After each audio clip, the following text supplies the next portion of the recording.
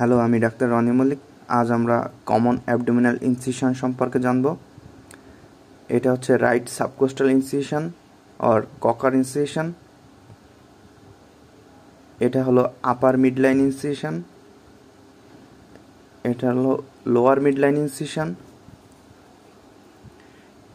এটা প্যারামেডিয়ান ইনসিশন।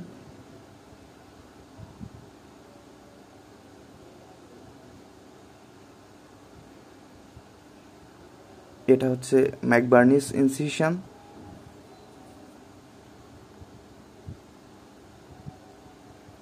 এটা হলো লেন্স ইনসিশন।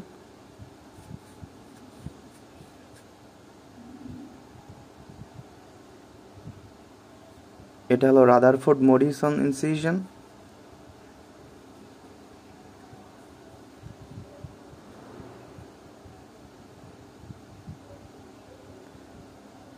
এটা হলো ফ্যানেনস্টেল ইনসিশন।